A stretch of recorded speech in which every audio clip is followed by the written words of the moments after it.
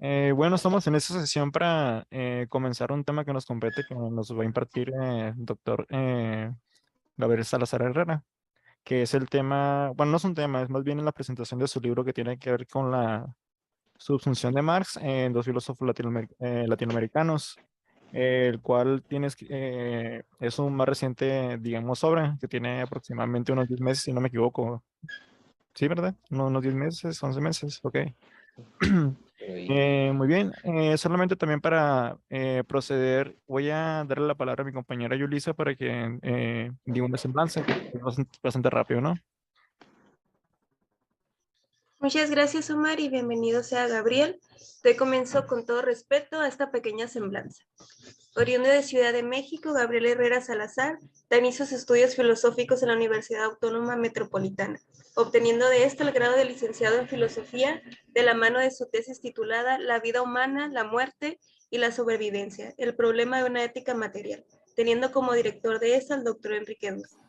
Para el año 2010 aproximadamente obtuvo de la Universidad de Ciencias y Artes de Chiapas el título de maestro en Ciencias Humanísticas con su proyecto de investigación Propuesta metodológica para la investigación social desde la perspectiva de la filosofía de la liberación, una experiencia de inserción en comunidad.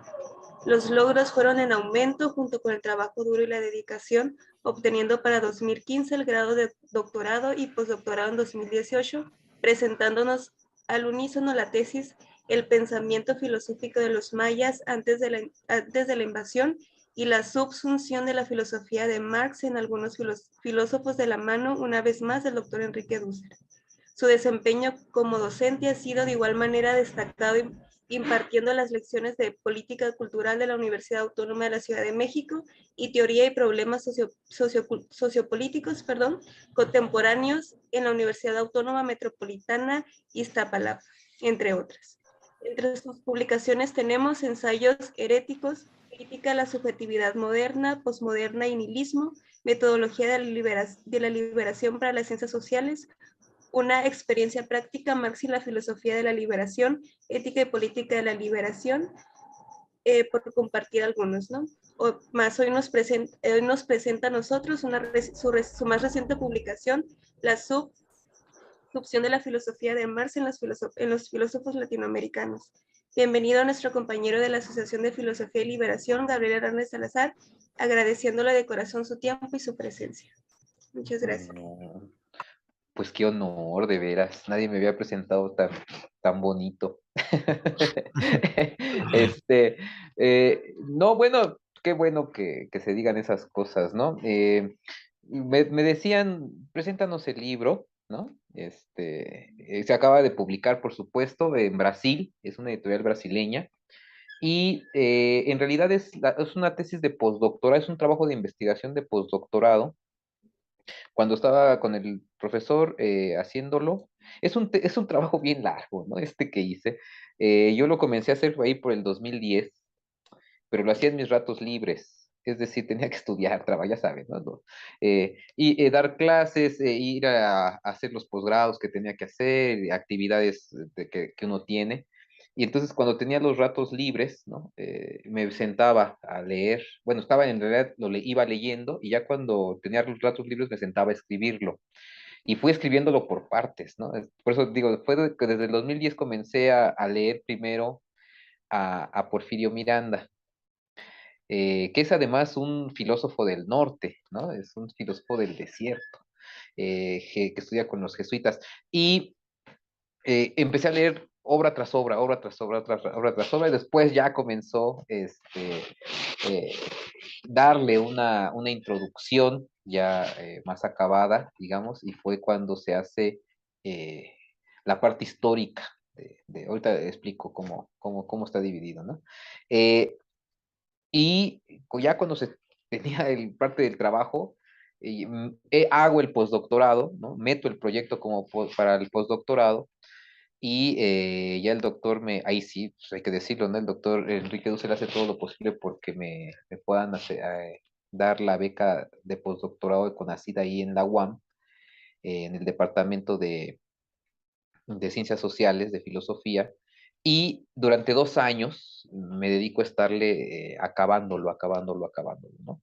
La idea era precisamente ya trabajar este como libro, ¿no? Entonces, cuando termina la investigación, digamos, lo que se tenía que redactar, busco las publicaciones y no, pues no era de interés. En alguna universidad de Argentina lo mandé y me decían algo así como, no es de interés para las ciencias sociales.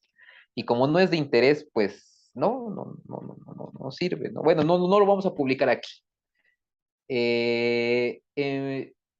En la UAM, de donde era, digamos, se podía, acabaste la investigación, entonces tenemos la editorial ahí en la UAM Iztapalapa, pues también los que se encargan de esto también dijeron que no, que no sé por qué, burocracias, un montón de cosas, y me dijeron que ¿no? Y ya dije, bueno, no importa.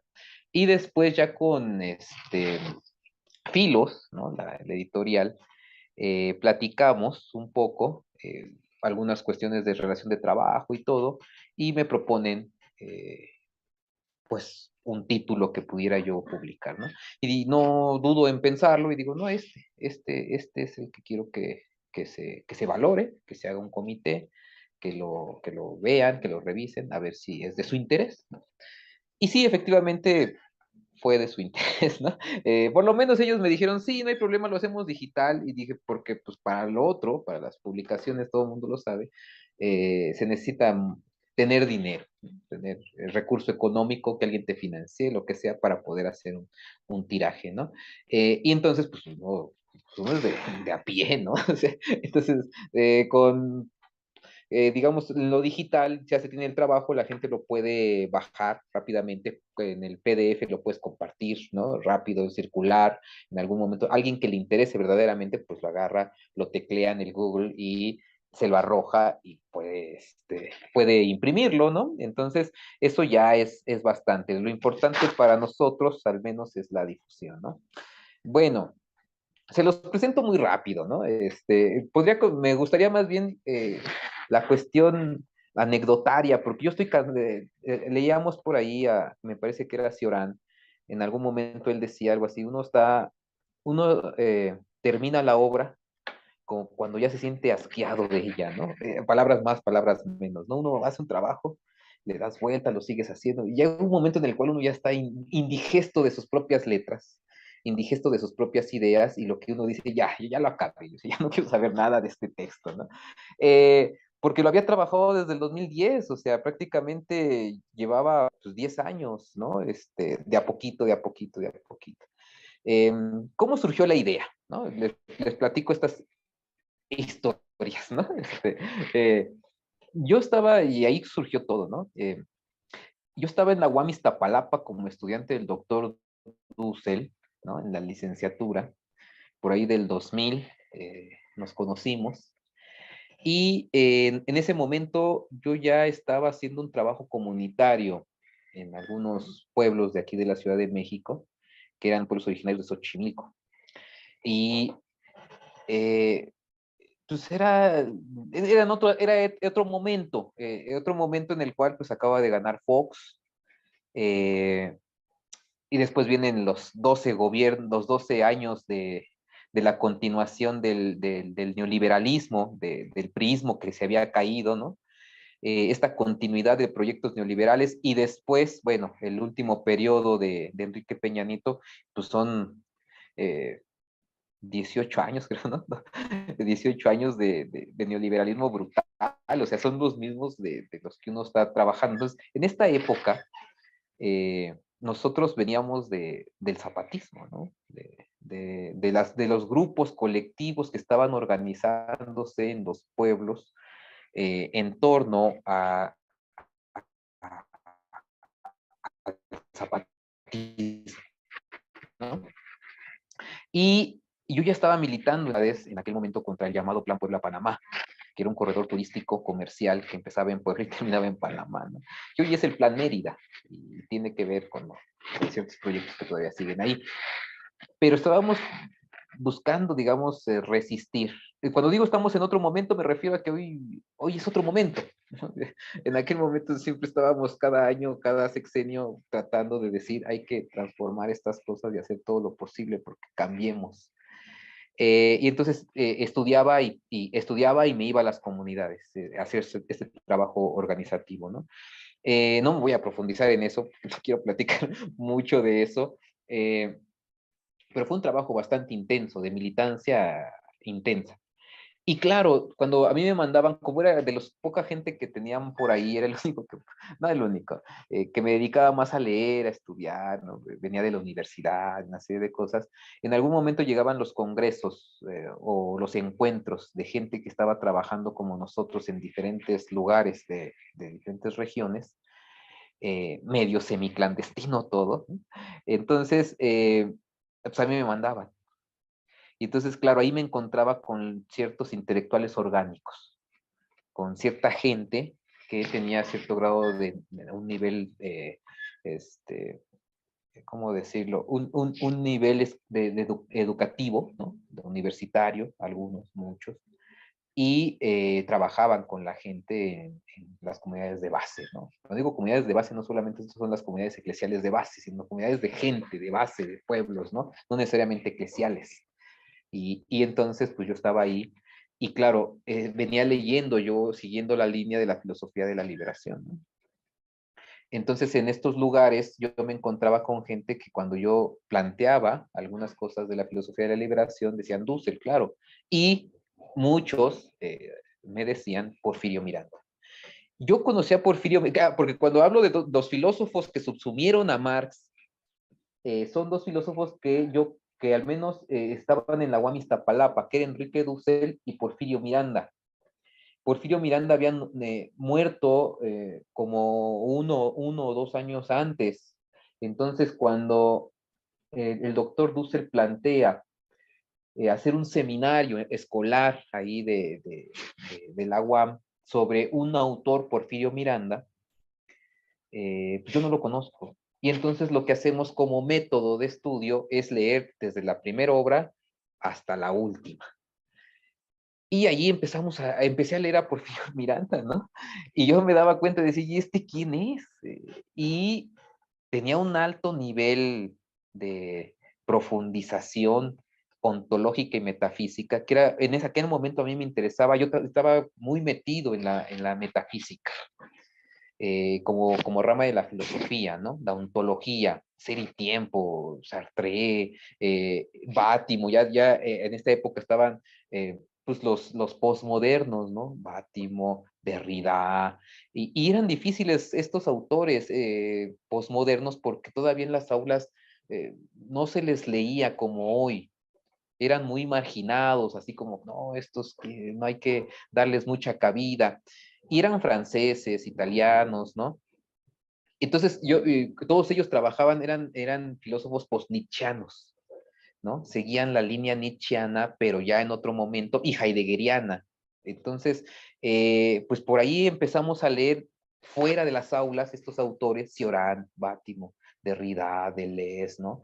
Y nos dábamos cuenta de la crítica que hacían a la modernidad y era muy algo nuevo para nosotros, ¿no? Y como estábamos en estas líneas de poder entender a Heidegger y la metafísica y la ontología, cuando yo empecé a leer los textos de Porfirio Miranda, me di cuenta que este sujeto estaba en un nivel bastante elevado de la metafísica.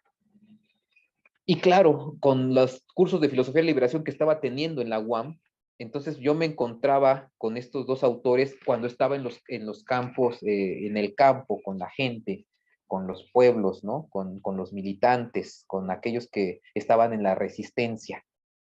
Y ellos nombraban a Dussel y a Miranda, ¿no? Miranda porque tiene un texto fabuloso, si ustedes lo conocen, léanlo. No, a mí me gustan muchos de Miranda, pero digamos el más conocido de todos es Marx y la Biblia. Y Dussel, cuando yo estaba leyendo a Dussel, él hacía referencia a Porfirio Miranda del Marx y la Biblia. porque era un texto que se empezó a difundir quién sabe cuántas lenguas, un montón de lenguas, ¿no? Y un texto que se hizo en 1968, 69 lo escribió como tesis doctoral, según recuerdo, Porfirio Miranda, un filósofo, no sé si de Coahuila, ¿no? Ahorita no recuerdo exactamente, y de pronto se va a Roma, ¿no?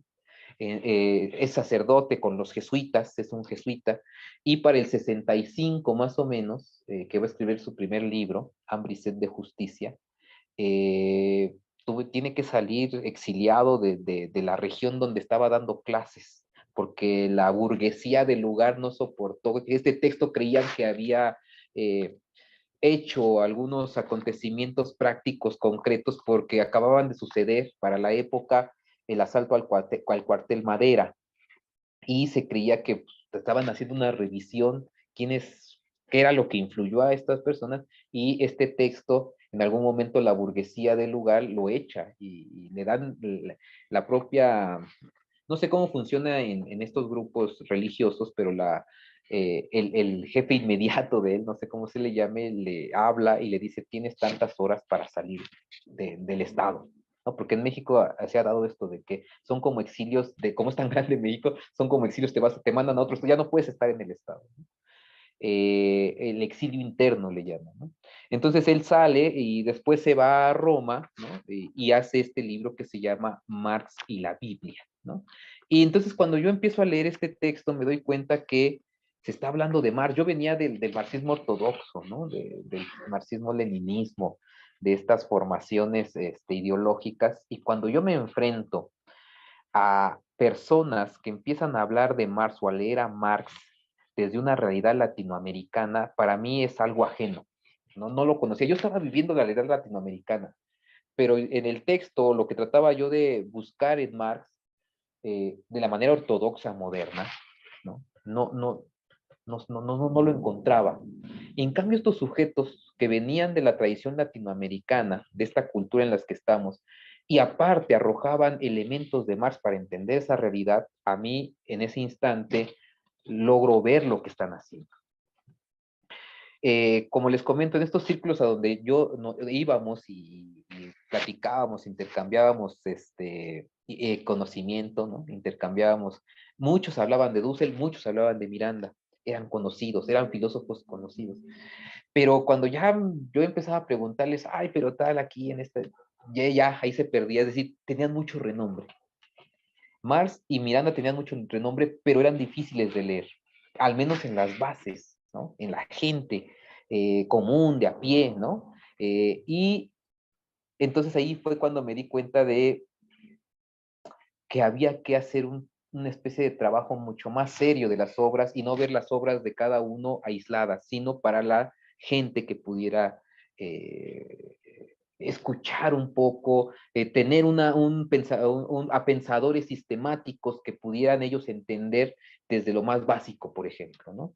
Esa es una primera intención, no me salió un libro como tal, ¿no? Me salió un libro, sigue siendo abstracto, sigue siendo un montón, pero era precisamente para este grupo de personas de las bases, porque había muchas disputas del marxismo. En las trincheras, y ustedes lo saben, nos encontrábamos anarquistas, nos encontrábamos marxistas leninistas, teólogos de la liberación, de todos los, dicen las feministas, ¿cómo es esto? De toda la fauna de revolucionarios nos encontrábamos en la misma trinchera.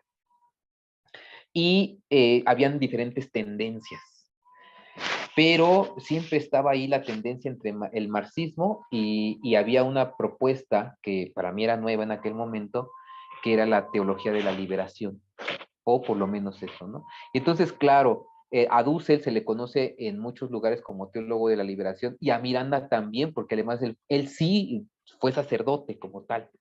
Después renuncia al sacerdocio y él dice, comienza su etapa filosófica, ¿no? Pero yo me daba cuenta que cuando ellos leían a Marx, lo leían desde su propia realidad. Y la realidad de Miranda era esta realidad de un México regido por el priismo, y la realidad de Dussel, llegando de Argentina, venía de la dictadura militar. Gente que está comprometida con el pueblo, ¿sale? Con la gente. Y hablaban de un Marx que yo nunca había leído, este Marx que tenía una tradición cultural y que mezclaba, por ejemplo, metáforas teológicas de un libro de Dussel, metáforas teológicas de Marx, lo mezclaba con pues la realidad concreta política, económica y filosófica. Sin embargo, ambos tienen tendencias distintas, porque Miranda, por ejemplo, él va a decir Marx es católico, o Marx es un cristiano. Incluso hay un libro que se llama El cristianismo de Marx, y trata de demostrar con textos eruditos, haciendo una, ¿cómo se llama esto? Una exégesis de los textos de Marx. O sea, las ediciones alemanas, ¿no? Los textos desde el alemán, son dos personas que leen el alemán y están leyendo El Capital en alemán. Y entonces Miranda dice, Marx es un cristiano, ¿no? Y Dussel tiene una tesis muy parecida, pero no es la misma, son sutilezas, ¿no? Él va a decir, no, lo que pasa es que Marx, independientemente de si sea cristiano o no, tiene elementos estructurales para poder explicar la realidad desde esa tradición, pero no porque él se asuma como cristiano o sea un cristiano, sino que culturalmente en su núcleo, el núcleo cultural que lo formó, genera estas estructuras para poder explicar la realidad, pero no necesariamente es un cristiano, como Miranda lo afirma. Y estas sutilezas van a varían como una brújula, ¿no? Cambias un grado a la larga, va a tener consecuencias distintas. Sin embargo, el estudio de Marx, desde la ontología y la metafísica, era sumamente interesante, ¿no? A mí me habían enseñado un Marx muy ortodoxo, ¿no? Muy simplista, un materialismo muy torpe, un materialismo muy empirista. Y entonces cuando dice, no, es que Marx está planteando cuestiones mucho más profundas desde la metafísica, empezando por Hegel, Kant y toda la espiritualidad y una serie de cosas, yo decía, este Marx nunca me lo habían enseñado, ¿no? Y me doy cuenta que, claro, la lectura que se tiene desde acá de Marx es la de un extranjero. Llega un libro, pero es una realidad concreta distinta. Y la gente que está viviendo aquí ciertas cosas empieza a decodificar ese mensaje y lo empieza a adaptar a esta realidad y sale un marxismo nuevo. Un marxismo, digamos, una vertiente del marxismo en todo lo que implica el marxismo a nivel mundial, y que tiene que ver con a mí me parece que revisando a los autores marxistas, me parece que son los que más aportaron a algo distinto, algo nuevo, que leyeron a Marx de manera precisa, quemándose las pestañas línea por línea para tratar de descifrar a este señor que ayudaba a las luchas de liberación, ¿sí? Entonces, el sandinismo, ¿no? Los Farabundo Martí, todos estos sacerdotes, ¿no? que se habían lanzado en armas, se podían explicar o se podía entender su manera de razonar a partir de estos dos filósofos que daban elementos de por qué o cómo se estaba interpretando ciertas cosas, ¿no? Dussel, que es este filósofo del que hablo, tiene más una línea de hacer filosofía. Miranda tiene una filosofía después, pero él hace exégesis, pero este exégesis es también de Marx y de la Biblia. Entonces, ahí hay las diferencias, ¿no? ¿Qué les puedo decir? A mí me parece que Dussel hace una lectura aporta mucho más en el sentido filosófico. Esta idea, por ejemplo, son como de las sutilezas filosóficas que están dentro del texto y que hay que ir paso a paso, que es la idea de el no ser como exterioridad más allá del capital. Es decir, el pobre está fuera del capital como totalidad, ¿no? El pobre está en la exterioridad, fuera del capital, y este no ser es el trabajo vivo que va a crear el valor del capital. Y Dussel dice, esta idea que estoy diciendo no se muestra ya en el capital, porque para que se muestre tenemos que leer los Grundrisse de 1857 a la primera impresión del Capital en 1867.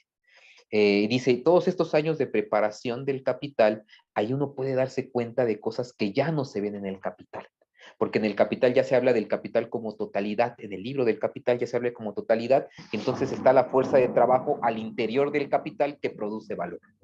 Y dice, si lográramos ver que antes de la fuerza de trabajo que produce el valor dentro del capital, hay trabajo, trabajo vivo que todavía no es capitalista, implicaría la categoría de exterioridad que lo pone fuera. Y al estar fuera todavía no es obrero, todavía no produce valor capitalista, y desde ese lugar podemos entender ahora sí la crítica, ¿no? La crítica del pobre como ha sido subsumido dentro del sistema capitalista, y a partir de ahí se genera ya el capital. Pero este punto de exterioridad y del concepto del trabajo vivo, ya en el capital ya no se ve tanto. Ya como texto, cuando ustedes lo empiezan a leer, ya no se ve tanto. Y Dussel trata de demostrar, y a lo largo de 3 obras, 4 obras, muestra todo esto, ¿no? Y me parece que esto es fundamental porque nos da elementos para un marxismo que no se había visto. Es decir, algo que los propios marxistas eruditos no habían contemplado, y que para los que seguimos después del muro de Berlín que se cayó, seguimos viendo a un Marx todavía pertinente para nuestras realidades, ¿no? Es decir, pensar, por ejemplo, que aquí no hay proletariado sino campesinado antes del capital, implica ver a alguien que produce valor antes del capitalismo, ¿no?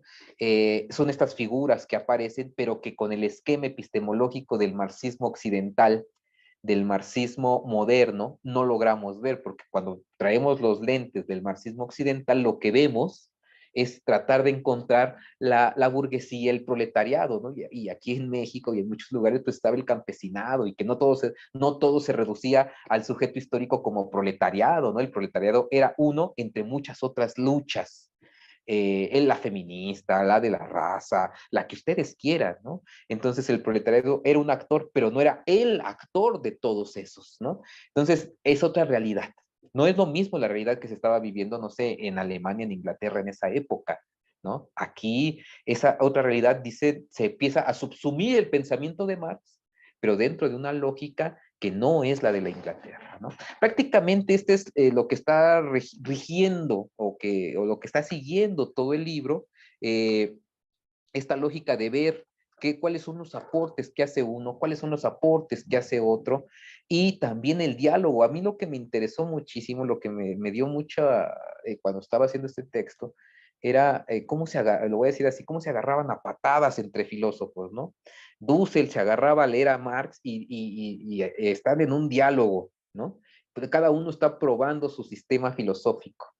Miranda igual, por lo mismo, toma a Marx y a cualquier filósofo sin ningún complejo de inferioridad, ¿no?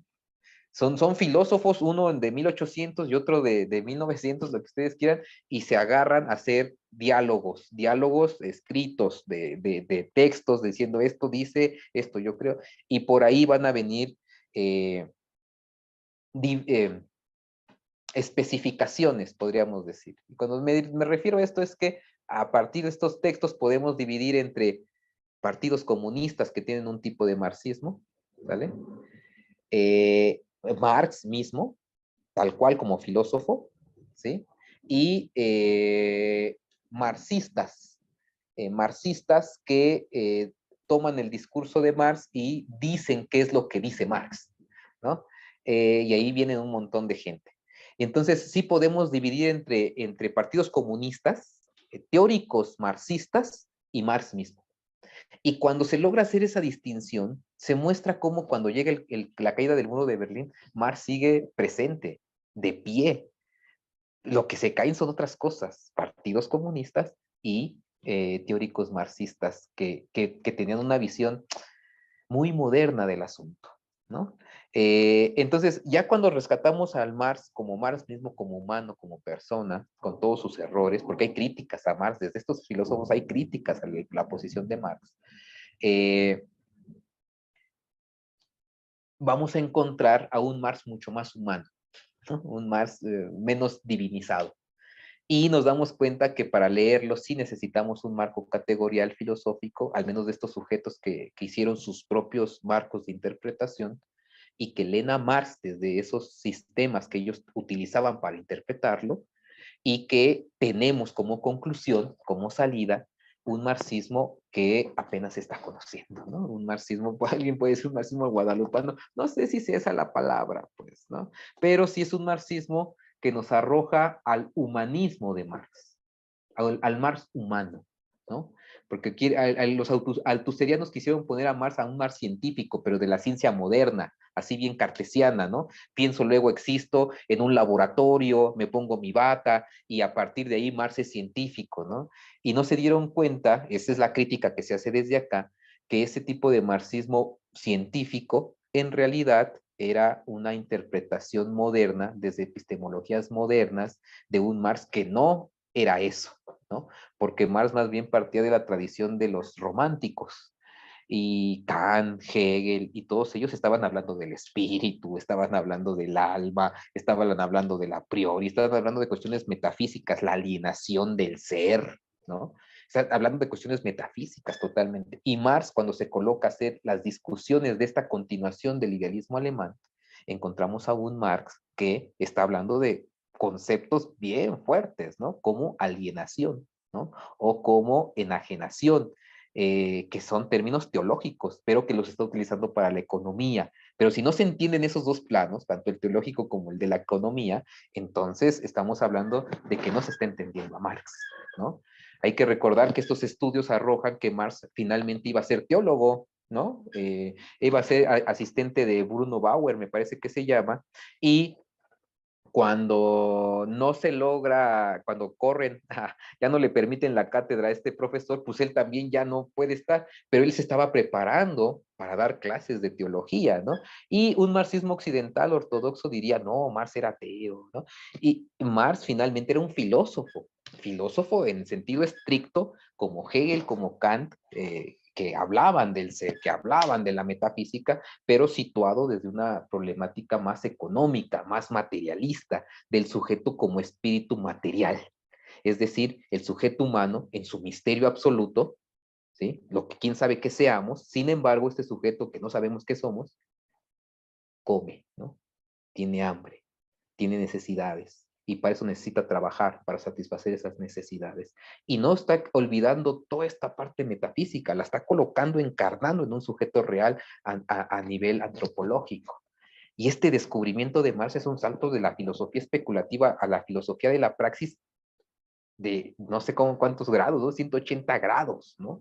Es un caer del idealismo a la realidad de la pobreza, y de ahí se agarra para que cuando ya estuviéramos América Latina o los países en los que estamos de aquí a allá, esa pobreza ya no solamente es la económica, sino es otro tipo de pobreza, ¿no? Una pobreza donde más bien el pobre es el excluido, ¿no? Cualquier exclusión que exista. Pero esto ya es una interpretación que Marx no podía ver, ¿no? Marx no podía desarrollar, ¿no? Otro de los puntos creo que importante, al menos en Miranda, es la cuestión de la historia. Es otra de las destrucciones que se salva, o cómo decirlo, la parte histórica. Cuando ya hablamos del sujeto humano, antropológico humano, hablamos del sujeto histórico, que deja historia. Y claro, Miranda va a decir, por ejemplo, otro de las críticas que va a hacer a los marxistas es esta idea de, ¿se acuerdan ustedes, no? La evolución de la historia, muy hegeliano además, ¿no? Muy, muy lineal, de este a oeste, ¿no? Esta idea de que la historia acaba en Europa, ¿no? Casi, casi dice Hegel, ¿no? Viene del este y termina en el oeste, en Europa, ¿no? Y todo tiene un desarrollo, comunismo primitivo, esclavismo, feudalismo, capitalismo, socialismo, y hasta el último ya llegaremos al reino de la libertad, donde no existe la lucha de clases. Y en ese no existe la lucha de clases, ahí va a estar pues el reino de Dios, el reino de la libertad. Y esto es bien hegeliano. Entonces, Miranda va a decir, el comunismo, la idea de comunismo, viene de los padres de la iglesia, ¿no? Y Marx toma la idea del comunismo de los padres de la iglesia porque ahí ya había comunismo, ¿no? O sea, ya Jesús, los apóstoles saca textos del evangelio diciendo vivían, repartían los hechos, repartían todo lo que tenían en común. Y dice Marx, saca esta idea de este tipo de idea de Joshua, ¿no? No, cuando hablamos, por ejemplo, del Imperio Romano y de la época de Jesús, ¿no? El sistema económico, ¿cuál es? Dice Miranda, ¿no? Y podremos rastrear el comunismo, digamos, la idea de la historia no encaja ¿sí? No encaja en comunismo primitivo, esclavismo, feudalismo, sino que lo desborda. La historia es más compleja que este esquema. Y Dussel tiene una crítica muy similar, ¿no? Dussel dice, el materialismo histórico, en este sentido solamente de la periodización, está totalmente equivocado, ¿no? Entonces él mete en la periodización 1492 como el origen del capitalismo. Y ahí lo empieza a desarrollar, cómo sacan la plata, el oro, y cómo, digamos, el descubrimiento del Atlántico se convierte en el primer momento del capitalismo, y entonces ahí recorre que la revolución industrial que se da en el siglo XVIII, y que de ahí pareciera ser que comienza y podemos periodizar, él va a decir, no, o sea, tenemos que cambiar la periodización de esa historia porque esa historia todavía sigue siendo eurocéntrica. Y dice en Marx, esto cambia hasta la primera publicación del Capital, cuando los populistas rusos empiezan a dialogar con Marx y él se da cuenta de que dónde está Rusia, ¿no? Que Inglaterra, que Francia, que Alemania, estos países del capitalismo industrial no son todo el mundo, pero ya es la última etapa de Marx, ya no va a recomponer, digamos, él va a darse cuenta de este error y en la segunda edición, la francesa, va a meter unas notas al pie diciendo esto es válido para la Europa Central, pero abre la posibilidad de que no se agota ahí, sino que habría que trabajar un tipo de Marx o con las categorías de Marx, desarrollar las otras problemáticas que él no alcanza a descubrir y eso lo deja para teóricos que no son él, porque él vive en Europa, sino para teóricos que están en otras latitudes del planeta, ¿no? Y esto Dussel lo retoma y de ahí con las categorías de Marx empieza a hacer o a justificar o a teorizar sobre la teoría de la dependencia, ¿no? Esta idea de que un capital central desarrollado con una composición orgánica mayor, es decir, con mucha tecnología, no puede o no están en igualdad de competición con burguesías de países como los nuestros que han sido saqueados, colonizados, ¿no? Y a partir de ahí, con la baja tecnología que se tiene en los países como los nuestros, se está transfiriendo plusvalor al país central. ¿Y esto cómo lo hacen? Por medio de transnacionales. Un ejemplo es Walmart, ¿no? Aquí yo tengo un cerca, y esta empresa transnacional llega, uno paga sus productos, pero ese dinero no se queda en el país, sino que sale, ¿no? Y se va a otro tipo de capital que no es del país, no hay beneficios para el país, sino es dicen capital golondrino, ¿no? Que se va, ¿no? En cualquier momento agarran sus chivas, decimos nosotros, y se van, ¿no?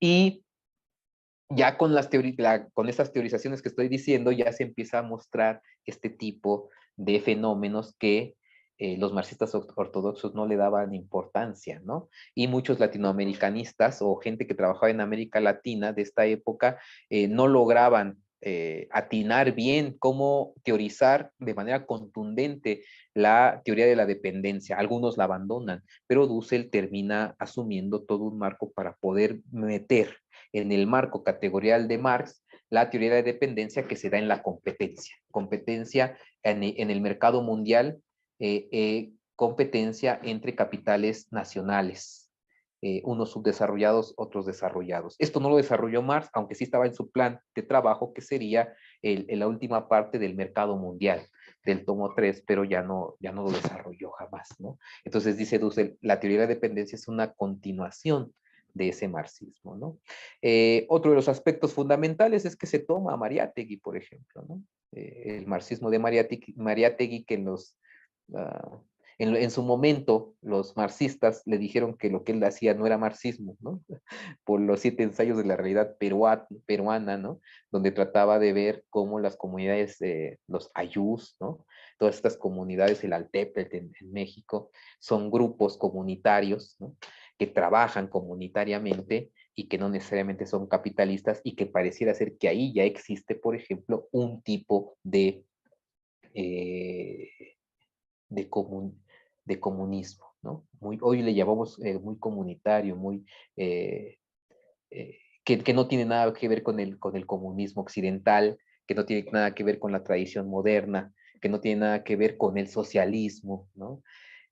Otros aportes que se arrojan es, por ejemplo, de las comunidades guaraníes, que de pronto se ve que los que hicieron el socialismo científico, el socialismo utópico, ¿no? Tomás Moro y todos ellos, toda esta gente que empiezan a vislumbrar una sociedad nueva, tienen como elemento central los jesuitas que estaban en la zona sur del continente, y estas, ¿cómo le llaman? Reducciones, no sé cómo se llama, que ahí se implementaba una especie de comunismo, pero que no fue impulsado por los evangelizadores, sino que más bien los evangelizadores se adaptan a ese comunismo y después lo llevan a Europa, y después de Europa lo sistematizan como socialismo utópico y después como socialismo científico, pero que tiene una inspiración más bien de estas comunidades que se dan en la zona guaraní, por ejemplo. Pero claro, dice, el marxismo occidental, el marxismo europeo jamás va a aceptar estas tesis, ¿no? Pero desde acá se está planteando, y si se hace una secuencia real, se darán cuenta que sí, que efectivamente hay elementos que después van a decantar en lo que es el socialismo utópico, que tiene que ver con lecturas que se hacían de los que estaban, los testimonios que se estaban haciendo aquí, de ese tipo de experimentación, pero no porque lo hayan construido los jesuitas, sino que los jesuitas se adaptan a ese sistema que ya tenían las propias comunidades, ¿no? Ahí podríamos decir, ¿de dónde surge el socialismo? Bueno, hay una tradición también por ahí que no se dice de dónde viene, pero pareciera ser que viene de estas regiones, ¿no? Pero esto ya con otros ojos, ¿no? Ya es otra mirada. No sé, yo encontré muchas cosas aquí, podría compartirles con más detalle, textos y todo, pero sería muy aburrido.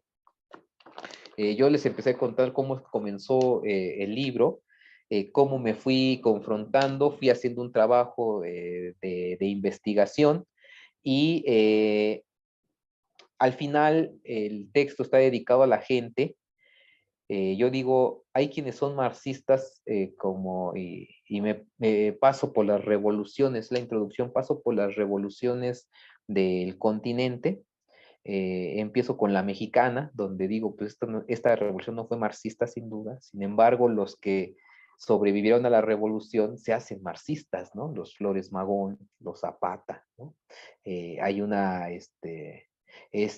¿cómo se llama? Felipe Ángeles, que es el primero que trae en las fuerzas villistas, trae los primeros textos de marxismo, ¿no? Por ejemplo. Y que se da después de la muerte de Villa, sin duda, ¿no? No, estaba Villa todavía vivo. Y llega Felipe Ángeles, se va a Estados Unidos, regresa, y él ya viene con la lectura del Capital, ¿no? En las fuerzas de Zapata, por ejemplo, ¿cómo se llama? Rubén Jaramillo ya empieza a tener los primeros textos de el socialismo, del zapatismo, ¿no? Y zapatismo, ¿no? Y en los Flores Magón, pues ellos, uno de los hermanos se va a Cuba a fundar el Partido Comunista cubano, ¿no? Entonces, todos estos que alcanzan a sobrevivir en la época priista se empiezan a transformar en marxistas en la Revolución Mexicana. Pero ya después viene la revolución de Sandino, y que está inspirada en la Revolución Mexicana, y de ahí sacan nuevas cosas, hacen sindicatos. Está Farabundo Martí, que trabaja con Sandino, ¿no? Y que ambos dejan un frente sandinista y un frente Farabundo Martí de Liberación Nacional, que va a decantar en guerrillas posteriores, ¿no? El marxismo del Che, ¿no? Que va a tener ahí su influencia en los ejércitos de liberación nacional de las guerrillas de Tupamaros, de los ELN, tanto de Colombia como de Bolivia, ¿no? Como de Brasil. Este tipo ya es una lectura, cómo estas revoluciones adoptan un marxismo para sus prácticas cotidianas, ¿no? Y que estas lecturas, tanto de Marx como de Miranda, hacen que nosotros podamos mirar esas prácticas de una manera distinta, ¿no? Como que podamos profundizar cómo fueron sus lecturas de estas personas que se lanzaron a las guerrillas a enfrentar a veces las dictaduras o derrocar ciertos gobiernos que pues fueron aniquilados también por la CIA, o sea, fue una violencia muy extrema, pero qué los inspiraba, y cuando vemos estos textos de estos señores nos damos cuenta cuál era esa lectura que ellos tenían de alguna manera, ¿no? Entonces esa es la primera introducción, es una introducción histórica hasta 1994 y la transformación del marxismo y de la guerrilla latinoamericana por el Ejército Zapatista de Liberación Nacional.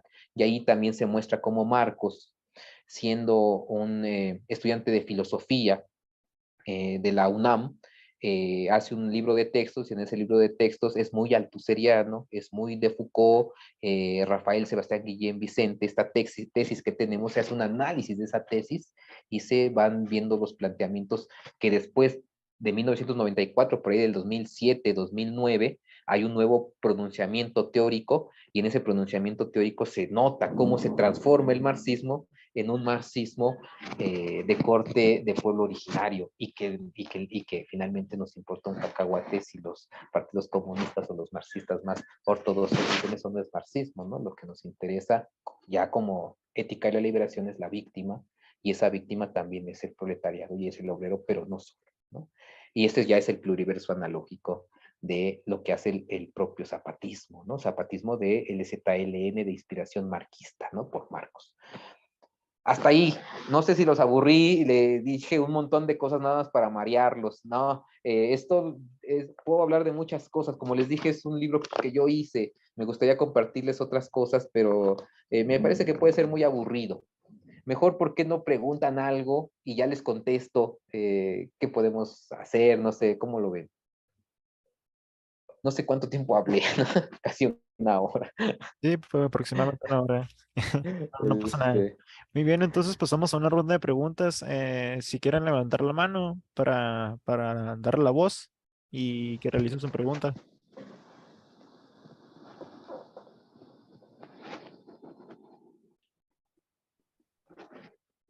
No tengan miedo.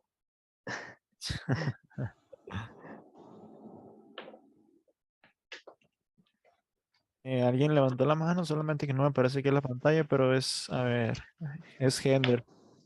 Gender, si quieres habilitar tu micro. Hola, ¿me escuchan? ¿Me escuchan bien? Sí. Sí, bueno. Eh, Gabriel, muchas gracias. Muy interesante el libro. Estuve a buscarlo por las librerías. Dice que está en una editorial de Brasil. Tendría entonces dos preguntas. Uno, entonces, si el idioma en que él está escrito, dado que fue publicado en una editorial brasileña, es en portugués, o si tenemos acceso los hispanohablantes en alguna otra, digamos, distribuidora editorial. Y lo otro, conforme al contenido, fue muy bacano la exposición porque mezcla un poco lo que sería la perspectiva biográfica y los problemas teóricos que aborda pues el profesor Gabriel, y pues histórica también porque da un marco también cómo ha sido entendido el marxismo en América Latina. Yo creo que interesante el rescate del profesor Porfirio Miranda, porque sí me parece que es una figura muy poco conocida a nivel latinoamericano, por no hablar, digamos, internacional, más que Dussel ha tenido, digamos, un boom más, sobre todo en los últimos años, y obviamente por su trabajo, pero digamos un boom más mediático, incluso por la participación política que ha tenido, que el propio profesor Miranda. Entonces me parece muy, muy interesante e importante la edición de, digamos, de un libro que trabaja la idea del marxismo en el profesor Miranda. Entonces tendría la siguiente pregunta: ¿por qué categoría de subsunción? ¿Cómo entiende entonces el tema de la subsunción de Marx en estos dos autores, en Enrique Dussel y Porfirio Miranda? ¿Por qué la utilización del concepto de subsunción en ese caso para hablar, digamos, de una hermenéutica o una interpretación particular de los dos autores? Y lo otro, el tema de la comunidad. ¿Cómo aborda el tema de la comunidad desde Dussel y Porfirio Miranda? Y si al final la propia subsunción Marx y las categorías marxistas, el análisis marxista, tanto en Dussel como en Porfirio, van a conciliar, o si al final va a proponer, digamos, una completa distinción entre ambos. Como eso. Muchas gracias. Qué preguntitas, bien. preguntotas. ¿Alguien más? ¿O le damos así? A ver. Como gustes, como gustes. Lo de, sí, así, bote pronto, ¿no? Lo que salga del inconsciente y del corazón. No, que sí, se publicó en Brasil porque a ellos les interesó el tema. Y hay que recordar que en Brasil se hizo, está ahí, ¿cómo se llama? Leonardo Boff, los Boff, ¿no? Los hermanos Boff y, bueno, todo el fenómeno de Lula ahorita. Ellos les interesó, pero lo hicieron en castellano. O sea, el libro está en castellano, ¿sale? Y no lo puedes encontrar en librería porque no es un libro físico, no se editó con el papel, sino que es digital. Entonces uno con que se meta a la liga por ahí los puedo mandar al rato, no sé en qué momento se lo mando a Omar y que lo comparta, que le compartí el libro, entonces lo podemos reproducir en cualquier lugar, ¿no? Lo de la subsunción, fíjate que en algún momento, dentro del marxismo ortodoxo, se decía que esta palabra no era propia de Marx, sino que más bien era una categoría que no lo utilizaba, ¿no? Y ahí después nos fuimos dando cuenta que, por ejemplo, categorías como infraestructura y superestructura no existen en Marx, por ejemplo. Existe una página y eso se presume que a lo mejor la hizo Engels y que en realidad, o en su defecto, que hizo esa división de categorías solamente para un poco darle un espacio a Engels, pero no es algo de Marx. Entonces, mucho de lo que decían de Marx, ¿no? que dijo Marx, mucho de eso no lo dijo Marx.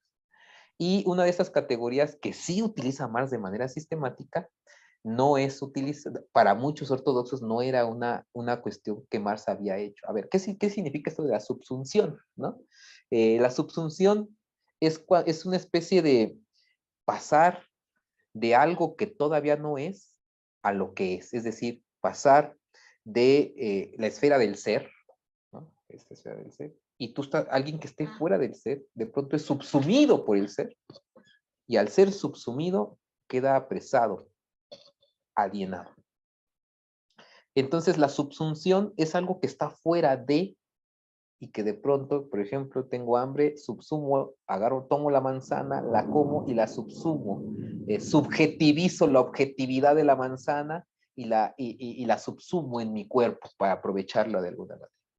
Entonces, cuando hablamos de subsunción, estamos hablando de que son dos personas que están viviendo una realidad que no es la de Marx, y que de pronto llega a la filosofía de Marx, en el camino filosófico se encuentran con los textos de Marx, y lo que hacen no es repetir a Marx, sino más bien subsumir su filosofía de Marx, procesarla, asumirla, y después, una vez comprendidos los textos de Marx, continuar en su propio proceso de filósofos. Por eso decía hace rato, son filósofos que se agarran a patadas, o sea, dos gigantes, los gigantes filosóficos que se agarran con Marx, y Marx los coloca en su lugar, y ellos también critican, pero subsumen esa filosofía en un marco, desde un lugar de enunciación, que ese sería el punto.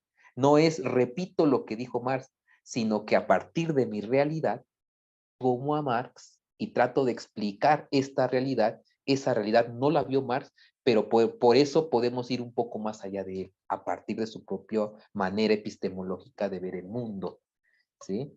De cómo entender la ciencia en Marx, por ejemplo, ¿no? Entender la ciencia en Marx es entender a Hegel. ¿Esto que implica? Entender que hay que pasar del fenómeno, lo que aparece ante nuestros ojos, hacia lo profundo de la esencia. Ascender, dice Marx, de lo concreto a lo abstracto. Y llegar a lo abstracto implica llegar a la esencia, a lo simple, a lo concreto simple, en categorías. Y después hay otra ascensión hacia el mundo explicado, que eso ya es lo concreto complejo. Entonces, es un pasaje del fenómeno a la esencia.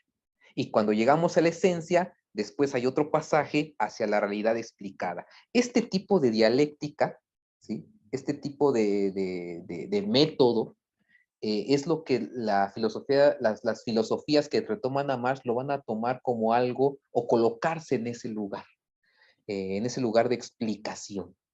Y por eso es una subsunción. Es decir, otra vez, no es una réplica, de un marxismo soviético que te decía cómo leer a Marx, sino es leer a Marx de manera directa, hablar con él, discutir con él, llegar a acuerdos y saber que lo que él nos está aportando es algo bien importante para nuestras resistencias, nuestras luchas en resistencia revolucionaria. Y por eso es todavía, por eso después se va a hablar del Marx del siglo XXI, es decir, Marx dice Dussel, por lo menos Dussel dice, Marx apenas comienza. Porque Miranda, por ahí de 1983, va a decir, todo lo que dije de Marx quedó en mi juventud, ahora voy a hablar de Hegel. Y termina con textos diciendo, Hegel tenía razón, por ejemplo, ¿no? Un texto por ahí, que ya, a mí, a esa parte yo ya no analizo en Miranda, ¿no? Pero Miranda es una figura central para 1965 con los jesuitas, porque él es uno de los que hace ciertas cartas para dar un cambio dentro del interior de los jesuitas, y hay una interpretación exegética muy fuerte, y que sus libros son más conocidos en otros países que en las propias regiones como las nuestras. Fue muy olvidado, pero también porque por ahí la última etapa pareciera ser que tiende hacia renunciar a la propia construcción y análisis que hacía de Marx. Ya eso yo ya no lo toco porque parte del trabajo es así de, yo nada más quería estudiar a Marx, ya cuando él empieza a hacer otros libros, a mí ya no me interesó demasiado. Pero sin embargo, Dussel, por ejemplo, a diferencia de Miranda, sí, hasta sus últimas obras, va a decir, Marx es fundamental. Él nunca va a renunciar a esta posición, y Miranda sí. Podríamos decir, es una apóstata de su obra de juventud, por decirlo de alguna manera, ¿no? Sí, son dos tendencias distintas, ¿no? No sé qué más me preguntaste. Lo de la subsunción me quedé ahí. Había otra cosa que me dijiste, si me la recuerdas, así rápido. No, era un poco ¿sí? ¿Se me escucha? Sí. No, era un poco sobre la diferencia, pues que lo acabas de responder, y el abordaje de la comunidad, o sea, cómo se da Eso. ese tema de la comunidad tanto en Dussel como en Miranda. Sí, lo de la comunidad, fíjate que es otro de los aportes fundamentales, ¿no? La comunidad para Dussel, que antes de leer a Marx, él estaba diciendo de que nosotros nacemos en una cultura. Antes de que el sujeto humano, cualquiera de nosotros, tenga conciencia, tuvo que haber una comunidad. Esa comunidad tiene una cultura como tal, entonces la comunidad siempre es a priori, pero no es cualquier a priori como canon, a priori ahí de esencia, sino más bien es una a priori material. Antes de todo nacimiento ya existe la comunidad que nos arropa y nos da de mamar la cultura. Esto es Dussel en los 70s. Cuando llega a Marx, y empieza a discutir, a platicar con él, se da cuenta de que Marx también habla precisamente de una comunidad antes de ser sociedad. Hay sutilezas, por ejemplo, ¿dónde podemos hablar de comunidad? Es una comunidad que todavía no ha sido subsumida por el sistema capitalista. Cuando es subsumida, entonces esos grupos, esas gentes de la comunidad ahora pasan a ser sujetos sociales, las relaciones sociales, pero eso ya dentro del capital. Un campesino que de pronto hace en su comunidad, en las comunidades se juntan los sábados para hacer una carretera, y todos ellos se juntan y no tienen el fin del incremento de la tasa de ganancia. Es una comunidad que trabaja para producir sus propios productos de autoconsumo. Pero cuando estos sujetos de pronto tienen el excedente de producción, lo ponen en el mercado capitalista, la relación que tienen ya en el mercado capitalista es una relación social. Esta diferencia hay que tenerla muy claro, porque cuando hablamos de que el capitalismo en su decadencia, estas relaciones sociales terminen por decaer, se pasa, se tiene como idea utópica precisamente el reino de la libertad en Marx, que sería el comunismo. Este comunismo ya hay una lucha de clases, pero eso solamente está en el nivel de la utopía. Eso nunca se va a dar, pero para poder llegar a eso tenemos antes que hacer instituciones, política, una serie de cosas, ¿no?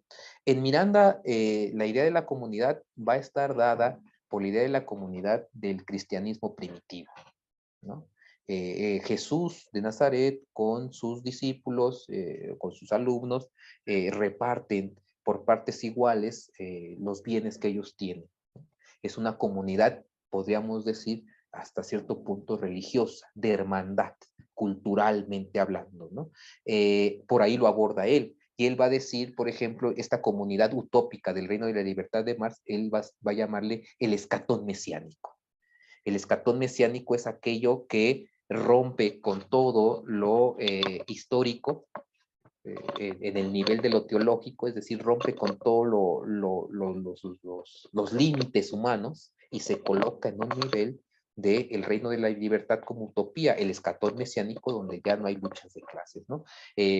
Ahí está, digamos, en ambos, esta idea de la comunidad. Para Miranda es el escatón mesiánico, el fin de la historia, en el sentido de la lucha de clases ya no existe, pero que parte o tiene como embrión el cristianismo primitivo del siglo I en las prácticas de Jesús y sus discípulos, ¿no? En Dussel tiene que ver con una comunidad cultural anterior a toda subjetividad, y esta comunidad cultural va a seguir viva, va a permanecer viva siempre, incluso si podemos imaginar una sociedad sin lucha de clases, como lo pensaba Marx en el reino de la libertad, ¿no?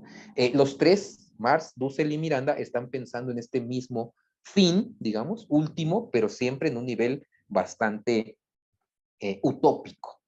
Miranda pareciera ser que en las últimas obras sí creo, sí pretende que radicalmente, pero también dentro, o más bien idealistamente, sí cree que en algún momento ese escatón mesiánico tiene que llegar, tiene que llegar.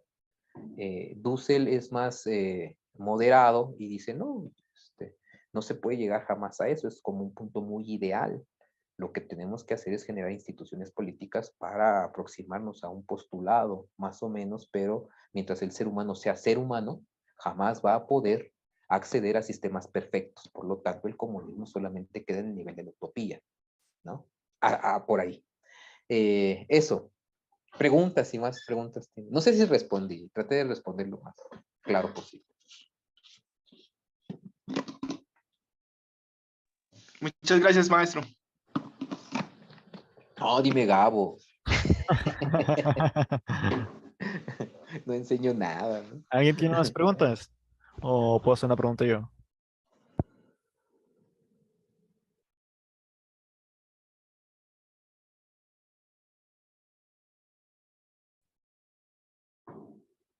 Dios, adelante con tu Bien. pregunta. A ver. Pues me resultó muy interesante la parte esta de, bueno, hace poco escribí un artículo, ¿no? Que trata sobre Schelling. Y creo que ya había hablado contigo sobre eso, ¿no? Y también con Alicia. Alicia me dio unas fuentes por ahí. Eh, entonces, cuando estás leyendo el libro, en la parte de la segunda parte, comienzas con el trabajo vivo, ¿no? Con el trabajo vivo y habla sobre la fuente creadora del ser. Y si nos remitimos, pues, o sea, esta fuente creadora del ser es una categoría que digamos que cooptó Marx de Schelling, pues, al momento de que habló del señor del ser, ¿no? O sea, que no solamente es el estar al ser, sino que con anterioridad existe algo más que el ser mismo, pues. Y ese ser mismo que no está es el no ser, pues, es la exterioridad. Entonces, básicamente el trabajo vivo está debajo, como presupuesto, debajo de la mercancía misma, pues como tú lo estás mencionando, pues. Entonces, en este eh, abstracto concreto, si se parte de esta manera, lo que está concretamente por debajo eh, es el trabajo vivo, pues. Y lo que se podría suponer que está más arriba, se podría decir que la modernidad, pues sí está en este descenso cuando se le da contenidos y determinaciones conceptuales a estos mismos conceptos, vaya, ¿no? Eh, entonces, o sea, me resultó muy interesante esta parte. Y también cuando mencionaste sobre esta carta de los populistas rusos, que pues de hecho fue una rusa, según yo, ¿no? Tengo entendido que fue una rusa quien le hizo la crítica, pues de que, oye, que le dijo a Marx, ¿no? O sea, lo interpeló, pues le dijo que si podían hacer la revolución, pues si ellos no tenían, por ejemplo, ese desarrollo industrial donde existía el obrero, pues, ¿no? O sea, como sujeto histórico revolucionario, pues. Entonces, en ese momento como que Marx se puso a pensar, pues, ¿no? Pues, es posible una revolución en o sea, en un pueblo, en una ciudad donde no esté tan desarrollado y no exista, por ejemplo, ese sujeto histórico que yo mismo consideré como sujeto histórico. Entonces se pone a criticarse a sí mismo, pues. Y entonces, como tú me comentabas en la segunda edición, él básicamente lo que escribe para como que tratar de taparse o de justificarse, dice que los trabajos solamente es válido en la sede de Inglaterra, ¿no? Y que más para allá, pues, quién sabe, ¿no? Pero, bueno, es esta cuestión, ¿no? También te quería preguntar, Gabo, y eso es una pregunta ya, ¿no? O sea, a tu parecer, por ejemplo, qué tan estudiado está Schelling dentro de la filosofía de la liberación? Porque para mí es un filósofo fundamental que creo que no se suele mencionar mucho, ¿no? O sea, en el sentido de que se suele mencionar mucho en el sentido de que, por ejemplo, fue como el genio, ¿no? El que siempre estaba como que de menos edad, pero que era el genio, pues. Y que Hegel siempre fue como el fracasado, pues, ¿no? Por decirlo de alguna forma, porque siempre fue el que tenía más edad y básicamente seguía como que el desarrollo del pensamiento, el sistema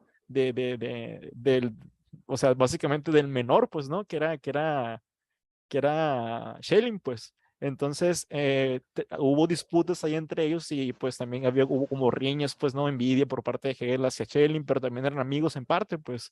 Eh, pero lo que me parece muy interesante de Schelling es que Schelling, a diferencia, por ejemplo, de Hegel como que nunca volteó hacia atrás, pues, sobre su pensamiento, pues. O sea, como que solo avanzaba, pues. O sea, en el sentido de que no se corregía a sí mismo, pues. Y por ejemplo, por eso la aparición de Schelling, creo que en el año de 1841, de 41, si no estoy equivocado, cuando da sus cursos y que están personajes como Kierkegaard, que están personajes como Bakunin, personajes como Engels, eh, y lo que dice de Dussel, ¿no? Que tal, Marx también estaba en la ciudad, pero pues tal vez estaba tomándose unas cervezas por ahí, ¿no? Siempre lo dice de esta forma. Eh, pero sí hay cartas, pues sí hay cartas de que por ejemplo, donde hay correspondencia, donde se ve la captación y la lectura por parte de Max de Schelling, ¿no? Entonces, esa es mi pregunta, pues, o sea, ¿qué te parece a ti, por ejemplo, eh, esa, como que esa falta de estudio de Schelling, pues, ¿no? De darle como que una seriedad más mayor, pues. O sea, comprendo totalmente que, por ejemplo, tenemos que comenzar a situarnos y utilizar, por ejemplo, nuestros referentes latinoamericanos, pero también, de cierta forma, aún estos pensadores siguen siendo como que nuestros ancestros, pues, ¿no? O sea, podemos mantener todavía un diálogo con ellos, pues. O sea, creo que todavía tienen cosas que aportarnos, pues, o sea, cosas que podemos subsumir, pues, lo positivo, pues. Híjole. ¿Qué te digo?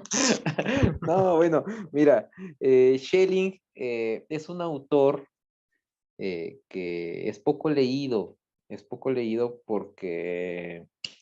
eh, porque en algún momento cae, no sé quién, creo que Cheruti dice, es un autor reaccionario. Porque igual que Hegel, aquí en México, al menos lo voy a decir de manera muy burda, en cierta época, si tú leías a Hegel, prácticamente te colgaban la sotana, ¿no? Porque la filosofía única era Marx, ¿no? Llegabas al UNAM y todos tienen que ser marxistas, ¿no? Y entonces, no, acabo de leer esto de filosofía, fenomenología del espíritu, es reaccionario del sistema religioso, eso no es filosofía, la verdadera filosofía ya es la que hizo Marx, y así, ¿no? O sea, ese es el dogma, ¿no? Imagínate si Hegel, que hizo una filosofía de la naturaleza, ¿no? Le dijeron que era un idealista y sí lo era, pues, pero le dijeron pues, que materialista no era y en fin, una serie de cosas.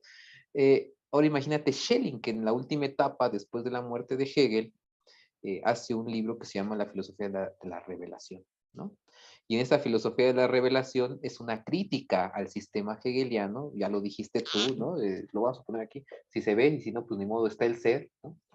Y al ser se llega por medio de la razón. Sin embargo, Schelling dice, alguien creó el Señor del ser, crea. O sea, hay una creación, crea al ser. Entonces el Señor del Señor del ser, ¿sí? Este Señor del ser, rebasa por mucho al ser. O sea, lo desborda. Y claro, este Señor del ser no se llega por la razón, sino por la fe. Y esto ya es la mística. O sea, este ya es un planteamiento místico, ¿no? De hablar de el Señor del ser, que si ya el ser es algo abstracto, que no lo puedes aprender, dices, ¿qué es eso? Ya cuando hablamos del Señor del ser, alguien que crea al ser de la nada, y que no, tú puedes acceder al ser como Hegel lo hace por medio de la razón, la dialéctica. Schelling va a decir, de lo que te estoy hablando es de algo que no se llega por la razón, que es mucho más complejo, que es mucho, incluso puede ser mucho más concreto, que es un misterio. Entonces, cuando está este punto así en términos abstractos, alguien podría decir, entonces, ¿qué más se puede decir? ¿No? ¿Qué más se puede decirle al señor Schelling? Y bueno, Marx dice, no sé si se puede decir algo, lo que sí hay que hacer es pasar de este nivel ontológico a un nivel antropológico, más aristotélicamente hablando. Entonces ahí cuando se habla del trabajo vivo, sustituyendo trabajo vivo, ¿sí? Humanamente hablando, que crea el valor. ¿No? Y entonces, claro, hay una sustitución antropológica, en un nivel antropológico. Si esto existe o no, empíricamente hablando, ¿qué importa? Pero el sistema metodológico, categorial, a Marx lo utiliza. ¿Cómo llega Marx? Por Schelling. A Marx le llega Schelling por Feuerbach. Marx ya es un teólogo, bueno, no es un teólogo, ya es un filósofo un poco más grande, ya no va a la universidad, está comprometido políticamente con ciertos movimientos, o sea, ya no anda echando ahí el cotorreo con los jovencitos, digamos, ¿no? Por decirlo de alguna manera, ya está en el doctorado, está en la maestría, está en un nivel más alto y otros están en las clases de Schelling. Y claro, imagínate que de pronto en el ambiente ya no entra a clases, pero llegan los amigos a tomarse alguna cerveza y empiezan a platicar lo que está pasando en el salón de clase. Y es ahí cuando entonces empieza a ver, esta es la hipótesis, porque a mí en algún momento me decía Dussel, tienes que revisar las cartas que se hicieron en la época de 1843-1844 de Marx, porque realmente estos, no tenemos otra vez esta exégesis de estas obras, dice, pero yo estoy casi seguro que podemos probar esta hipótesis, ya no solamente como lo comentaban en clase o lo comentaban ahí en unas cervezas, ¿no? Dice, a lo mejor sí podemos encontrar las referencias a Schelling de manera directa, pero hasta el momento no tenemos un texto que diga Marx cita Schelling a partir de esto. Esto, digamos, es algo, dice él, algo que se está dando en el ambiente.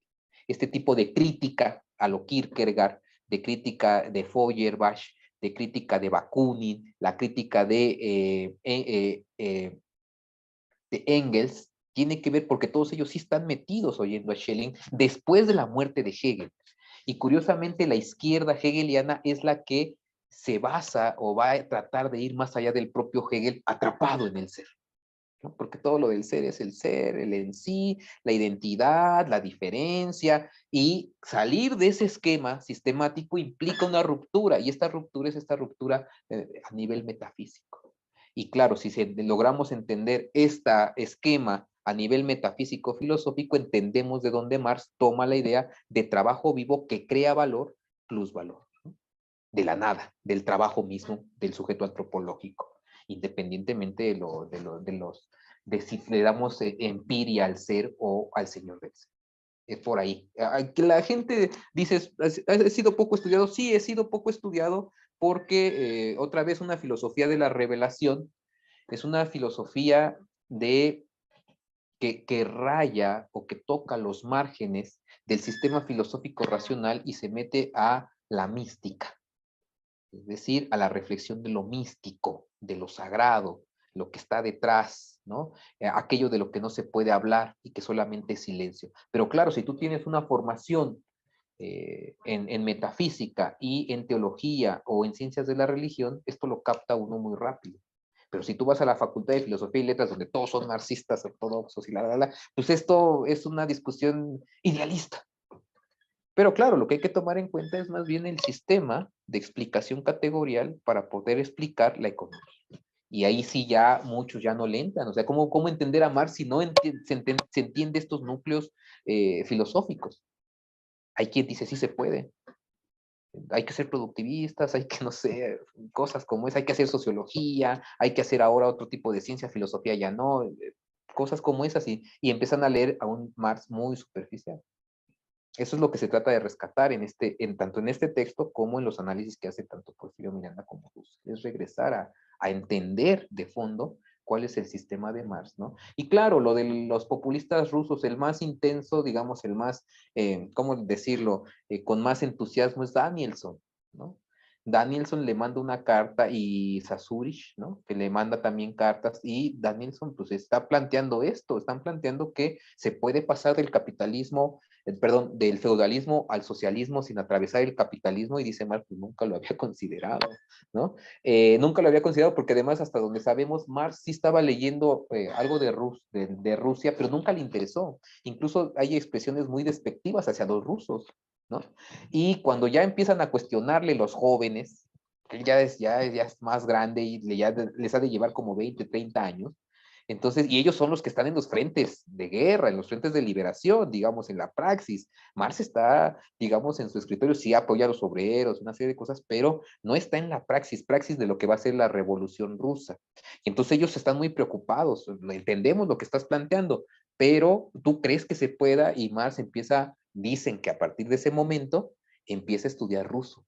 Y mucho del comunismo o de la idea que les da es utilizar la Oshina. La Obshina es precisamente son los grupos de los pueblos, digamos, de Rusia, que es una comunidad, la Obshina, y dice, a partir de la Obshina se puede hacer un socialismo. Y esto es un Marx que está estudiando culturas antropológicas, ¿no? Está estudiando otros grupos culturales y conocedor de la historia dice, sí, le da una respuesta, sí, a partir de la Oshina que ustedes tienen en Rusia, ese esquema comunitario puede dar una salida sin que sea capitalista, ¿no? Pero claro, no lo desarrolla más, todo se queda en cartas, ¿no? Y por eso, si trasladamos esta discusión, por ejemplo, a América Latina, podríamos decir, claro, los pueblos originarios con su estructura organizativa puede ser el fundamento, la esencia de una sociedad comunitaria, incluso si quieren llamarle socialista, que esto era lo que decía Mariátegui. Claro, Galo, eso es lo que iba también, que Mariátegui fue completamente anacrónico a su tiempo, ¿no? O sea, al momento Sí, de decir que el sujeto histórico revolucionario era el indígena, pues. así es. Y Ajá. estos le criticaron los marxistas ortodoxos, pero es lo mismo que Marx le está diciendo. Por eso el último Marx, el después del Capital, es muy interesante para América Latina por la cuestión de la historia, porque se da cuenta que la herencia que Marx tiene de la historia es de Hegel, del romanticismo alemán, de Kant y todos ellos. Y no se da cuenta pues, que existe América Latina, ¿no? Por ejemplo, Marx tiene una idea que de ahí sale a partir de la invasión europea, sacan la plata y todo, pero le da poca importancia, incluso los partidos comunistas que aquí estaban, el movimiento de Bolívar, de Simón Bolívar, lo toman así como despectivo, así, estos cuates dicen que hacen muchas cosas, pero no tienen idea. Eso lo comentan en unas cartas con Engels, cuando estos partidos, estas revoluciones se están dando, ellos les llegan las cartas de lo que está pasando y ellos ven así como que, sí, son rebeliones interesantes, pero lo central es la lucha del proletariado contra el capitalismo. Y siempre toman como, dicen muchas cosas, pero en el fondo son un grupo pequeño que están así, algo así como que están medios perdidos, despectivamente a todas las luchas latinoamericanas que se están liberando del colonialismo. Marx va a cambiar, por supuesto, va a cambiar, va en su evolución de vida, va a llegar un momento en el cual se va a dar cuenta que la periodización que tiene ilustrada del idealismo alemán, al menos en la parte histórica, habría que modificar esta idea. Y Dussel se atreve a modificar la parte histórica del materialismo histórico, de la periodización histórica, y dice, no, 1492, punto de arranque, ¿no? Para el capitalismo, ya no en el siglo XVIII, sino ahora en el siglo XVI, y es trasladar un montón de cosas y darse cuenta que la revolución industrial surge a partir del siglo XVI por el capitalismo mercantil que se está dando a través del Atlántico, ¿no? Sin ese hecho, sin ese fenómeno histórico, es imposible que surgiera el capitalismo en Inglaterra. Pero Marx no necesariamente tiene eso tan claro, porque sigue siendo, pues, atrapado en su época, en su mundo cultural europeo, finalmente. Él está teorizando en Inglaterra, está viendo esa realidad en Inglaterra, y es muy difícil que diga, ay, ¿por qué no hablaste de los mexicas, no? O sea, ¿por qué no hablaste de los incas? Pues no, porque no era su realidad. Nosotros sí podemos hablar de eso, porque estamos viviendo en esos territorios, ¿no? Por ahí es la reflexión, ¿no? Esa es la reflexión. No sé si te contesté, no sé si preguntaste algo más, luego me Sí, pierdo sí, en las sí, sí, sí, respuestas. sí me respondiste. No pasa nada. ¿Alguien quiere hacer una pregunta? Háganlas. Anímense, anímense.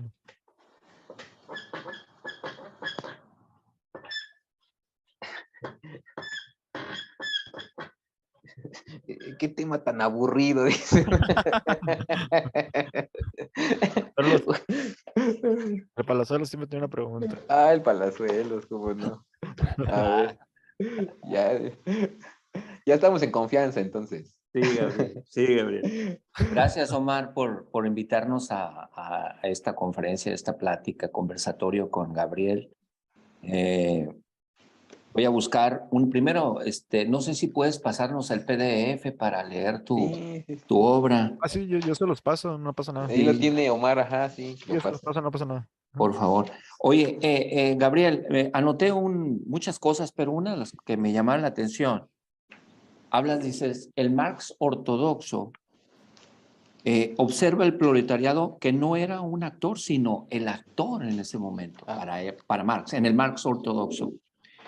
Y haces una correlación en relación a Porfirio Miranda cuando él dice, él toma un Marx en donde no ve al proletariado como un sujeto, sino lo importa, lo aplica o lo subsume dentro de su teoría de comunidad, él como jesuita, respetando la interdependencia del sujeto, pero que el sujeto es consciente de que es parte de la comunidad. O sea, hay un valor dentro de la subjetividad y dentro de la individualidad del sujeto como parte de la comunidad, pero le da el valor al colectivo, ¿sí? Esa interdependencia, y le da el valor completamente. En donde, pues, en la plática anterior, en el seminario, en el semillero, Unos minutos. hablabas estábamos hablando sobre la lectura que tuvimos, y dentro de las 3 configuraciones del proceso de la política de la liberación, y cómo habla Dussel que este proceso, dice, puede ser en una hora, puede ser en un día, puede ser en una semana. En el caso de Lenin fue en 2 meses, estas tres configuraciones, en 2 meses. Y donde habla sobre, me llamó mucho la atención, dice, ¿qué hubiera pasado si Lenin, en vez de observar al Estado como un ente, como una institución, y hubiera sustituido la palabra o el término, la categoría Estado, la institución del Estado, por comunidad, que esa era la intención de Lenin, pero no la cumplió? Y eso fue quizás uno de las falanges o debilidades del comunismo leninista, ¿no? Pero en este caso de Miranda, lo aplica el, como dice Dussel, el Gemeinwesen, que es la comunidad. Y ahí Miranda dice, no, yo tengo que aplicar comunidad y subsumir el sujeto, que en el caso de Marx es el proletariado. No, este no es proletariado, es un ser, parte viviente, parte activa dentro de una comunidad, pero respetando esa interdependencia. ¿Qué quiere decir? Respetar su autonomía, su capacidad de crear, su capacidad de elaborar, su capacidad de actuar y de pensar, pero también su conciencia de que es parte de una comunidad, de un colectivo. No sé. No sé si te entendí esto en relación a cómo veía Miranda al Marx, disculpa lo que le diga, Yo entendí al Marx jesuita para él. Claro, Marx jesuita. Sí, habría que, yo lo veo desde digamos, desde un estudiante de filosofía. Habría que verlo desde un estudiante jesuita, ¿no? Como ya más a profundidad, digamos, cómo Miranda lo hace, ¿no? Hay una cuestión que sí, eso está también en Marx, ¿no? Que es la idea de que la superación del sujeto egoísta es la superación del sujeto que tiene conciencia, ya en un estado superior, digamos, que tiene conciencia de ser sujeto de un yo, pero que va hacia el comunismo, va hacia el socialismo. Y esto ya es lo del Che, ¿no? El hombre nuevo, ¿no? Este pasaje subjetivo, comunitario de Marx, quizás está en la misma sintonía, o es retomado, o en su defecto coincide tanto en Miranda como en Dussel. Es como la superación del sujeto moderno, que ya lo vislumbra Marx, ya lo tiene Marx. Por eso decimos que Marx es un crítico de la modernidad, en este aspecto, en este preciso aspecto, ¿no? Y claro, Miranda es un jesuita, ¿no? De Torreón, Coahuila. Estaba tratando de buscar dónde exactamente. Él, pues, desde muy joven va a estudiar con los jesuitas, ¿no?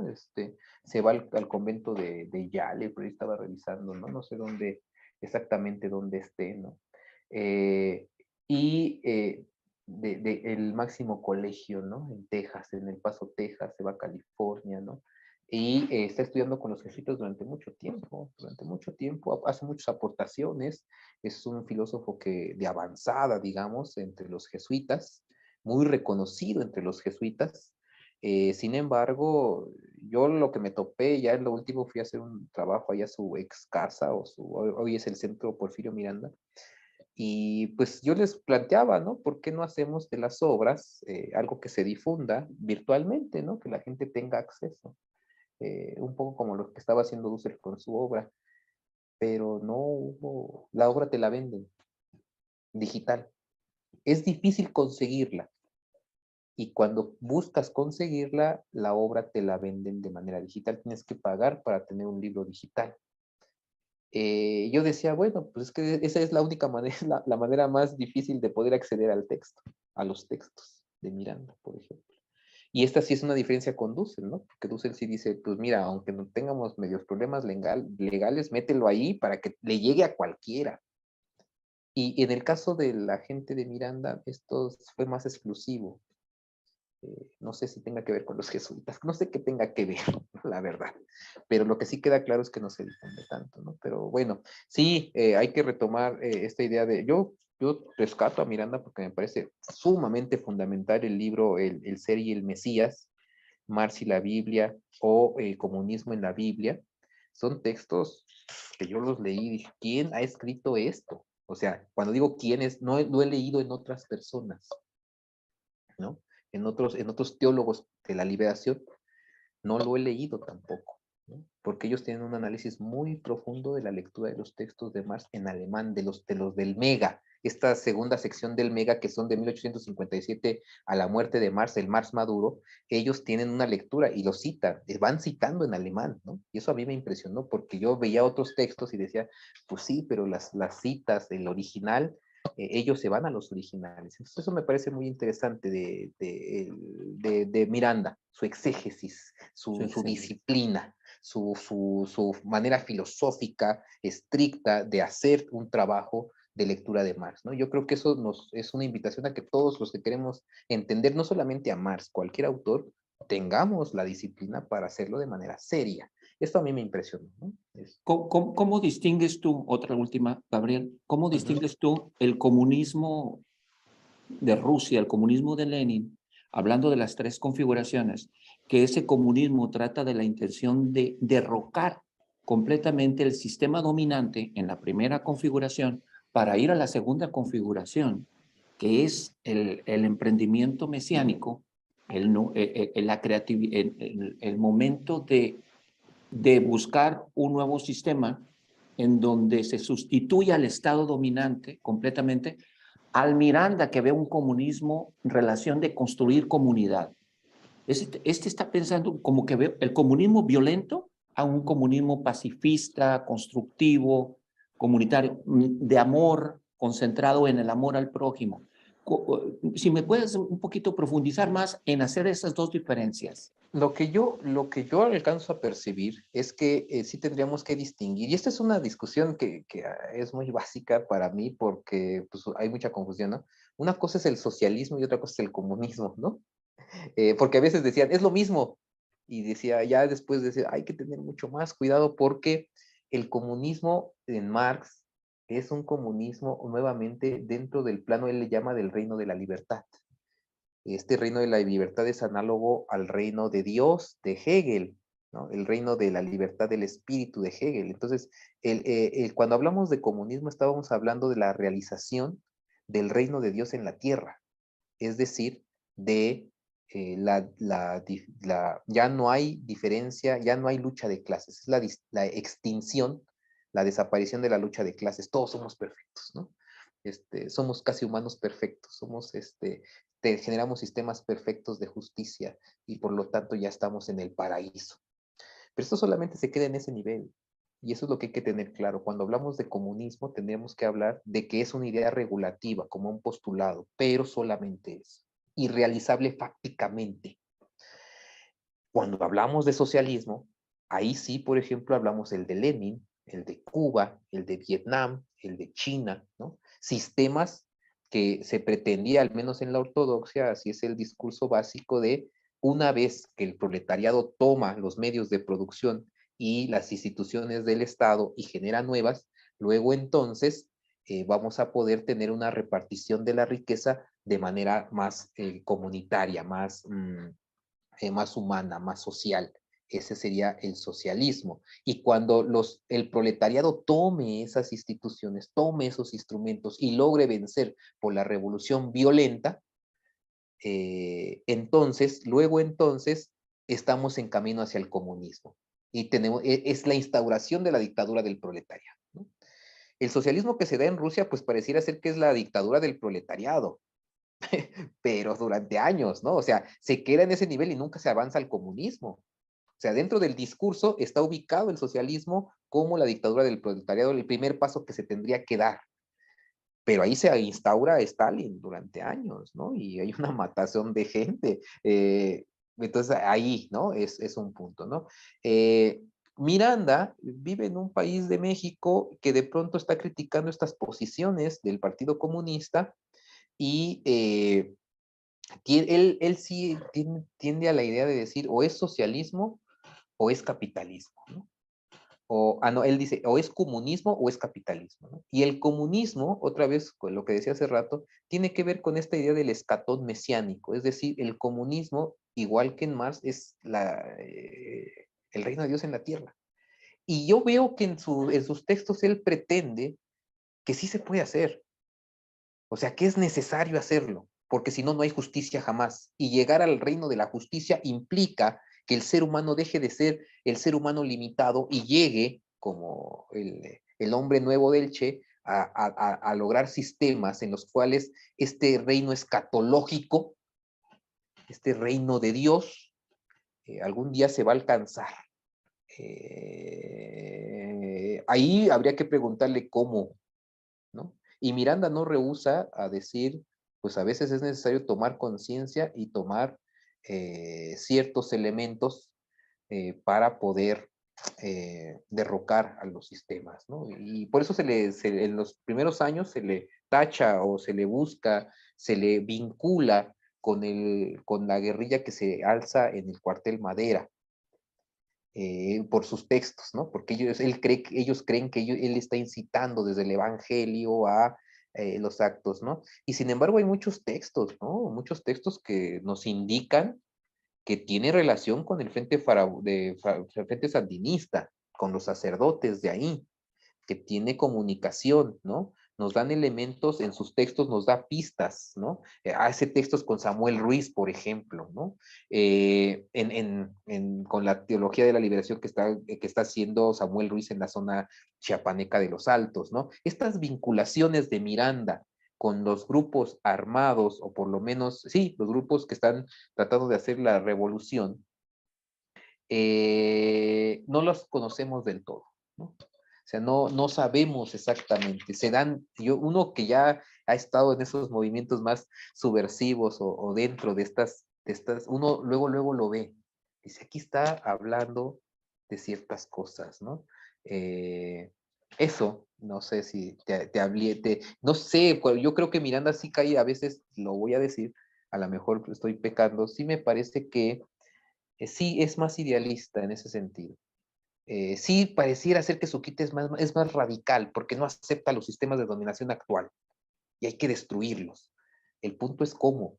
Y yo creo que los años que tiene Dussel, al menos en el tercer tomo, él va a decir, claro, lo que hace falta no solamente es la crítica, sino más bien el punto de factibilidad, cómo llevamos a cabo algo con los límites que tenemos y hasta dónde es pertinente. Y Aquí ese es un el poco, tomo 3. aquí un poquito la defensa a Miranda, lo último que tú dijiste. Compañero, nomás que alguien ya levantó la mano anteriormente, pero dejemos que ruede No, la palabra. nada va a terminar. Gabriel Dussel en el otro documento dijo, la utopía mueve la praxis, ¿no? Sí. La utopía mueve la praxis. Sí, claro, es un punto ¿cómo se llaman? Un postulado de regulación, ¿no? Nos invita a darnos cuenta que esta realidad podemos transformarla, ¿no? El punto es cómo, ¿no? Ahí ya vienen las cuestiones estratégicas y tácticas, cómo, ¿no? Sí, adelante las preguntas. Daniel, si quieres habilitar tu micrófono para que puedas realizar tu pregunta, compañero. Ok, ¿me escucho ahí? Sí, te escucho bien. Sí, ok.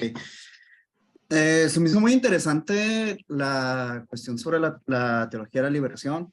Personalmente me gusta mucho, ¿no? Lo que mencionaba Gabriel al inicio. Y sí, últimamente, ya adentrándome en lo que son estos estudios, sobre todo, por ejemplo, por ese libro de Dussel de las metáforas teológicas de Marx, los trabajos de Hinkelhammer, de Hugo Asman,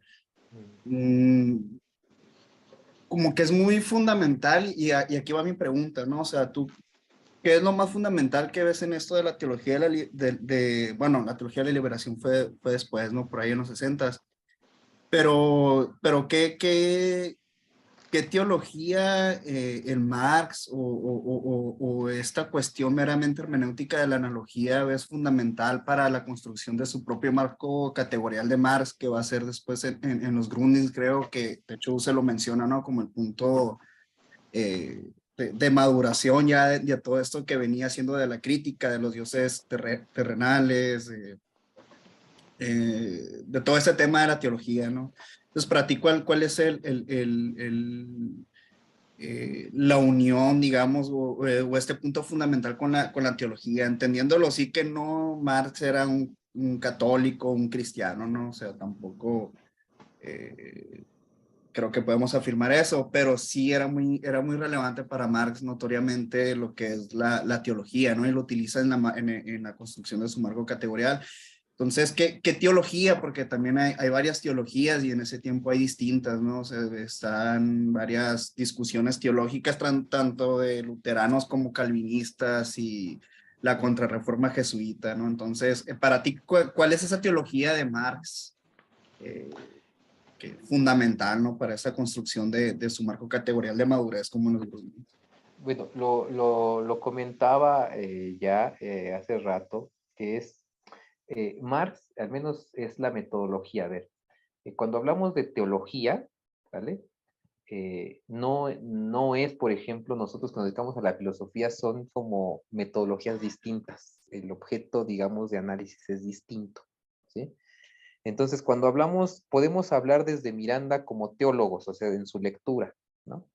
Y él, digamos que es en Miranda, como teólogo, como gente que estudia filosofía, pero dentro, digamos, de los jesuitas, él va a decir algo así como lo que hay que entender de Jesús de Nazaret, ¿no? Es el Jesús histórico, arqueológicamente hablando, el Jesús no divinizado, sino el Jesús humano. Haciendo la analogía, entonces Marx, hay que entender a Marx desde el Marx humano, ¿no? Aquel que habla de Jesús como el hijo del carpintero, Esto lo rescata Miranda dentro de sus textos, ¿no? Marx hablaba a su hija de Jesús, del fundador del cristianismo, y se refería a él como el hijo del carpintero. Y ahí ya hay una posición económica, política, ¿no? Ahí ya desde ahí estamos ubicando al Jesús no como divinizado, sino como el sujeto que trabaja, el carpintero de la clase, no proletaria, de la clase trabajadora. Y desde ahí hay una conjunción, ¿no? En Miranda.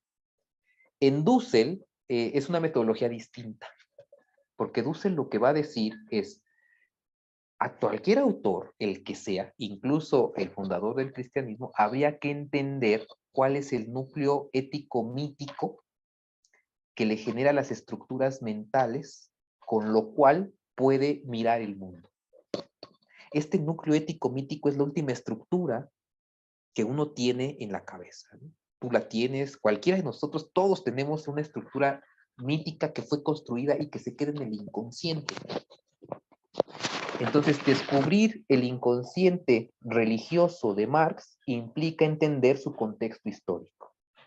Y dentro de su contexto histórico, Marx está reaccionando contra el pietismo derrotista de ese cristianismo, del cristianismo pietista. Y hay que entender que el padre de Marx, ¿no? Es un sujeto que por presiones políticas tiene que dejar el judaísmo y convertirse al protestantismo, me parece, igual que Hegel. Pero tenemos que ir más allá, ya haciendo un análisis, por decirlo así, muy freudiano de Marx, porque esto es lo que se propone Dussel hasta cierto punto en las metáforas teológicas de Marx, ¿no? Pone a Marx sobre el diván y él se pone como el doctor Freud para ver el inconsciente de Marx desde dónde está operando. Y entonces él dice, imagínate tú, cualquiera, imaginémonos niños, ¿no? Así nuestros primeros conocimientos de la cultura en donde estamos, y que llega Marx con su abuelo, y su abuelo es un rabino que lee la Torá y que le habla al niño de 3, 4, 5 años que apenas está empezando a comprender el mundo y se está generando las estructuras de su núcleo ético-mítico, está alimentándose de las lecturas del judaísmo y de una práctica cotidiana en la casa de la familia que es judía, y que su tío también es alguien de rabino, y que desde la familia materna también el abuelo era rabino. O sea, Marx está sumergido en un mundo del judaísmo, y que esto Marx mismo no lo sabe, porque está en el inconsciente. Nosotros mismos, si quisiéramos decir, yo ya sé cómo funciono, cuáles son mis estructuras mentales, es falso, no podemos, porque hay una parte inconsciente que fue plasmada ahí, que fue construida culturalmente y que es difícil que nos demos cuenta cabalmente como un sujeto cognoscente de todo lo que somos. Es imposible. Entonces Dussel está partiendo de esta metodología de entender el núcleo ético-mítico de Marx. Y claro, ese núcleo ético-mítico tiene varios componentes, ¿no? Ya lo dijimos, el judaísmo, el protestantismo, el pietismo, que está en su contexto, y además la modernidad, la cultura moderna, el idealismo alemán, filosóficamente hablando, que está heredando de ese momento histórico. Entonces, desde ahí podemos decir, claro, Marx tiene elementos de la cultura de los padres de la iglesia que de pronto toma desde su inconsciente, toma metáforas de ese mundo y las utiliza para explicar económicamente la injusticia. Y que no necesariamente Marx es tan consciente de las metáforas que utiliza, porque están en su inconsciente. O sea, de pronto las agarra y pum, las pone, como para explicar su economía, pero no es tan consciente de decir, como soy católico, aquí voy a meter esto. No, no, si salen por ahí las metáforas es de manera inconsciente, como elementos, porque tiene conciencia y está sumergido en un mundo de ese tipo, ¿no? Si Marx fuera maya, utilizaría elementos del Popol Vuh, y así, sin decir, te voy a citar el Popol Vuh, ¿no?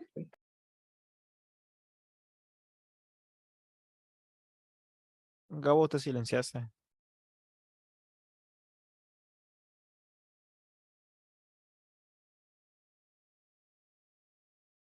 Vamos a esperar un momento. Creo que Gabo tuvo problemas El técnicos. celular, Ah, esto.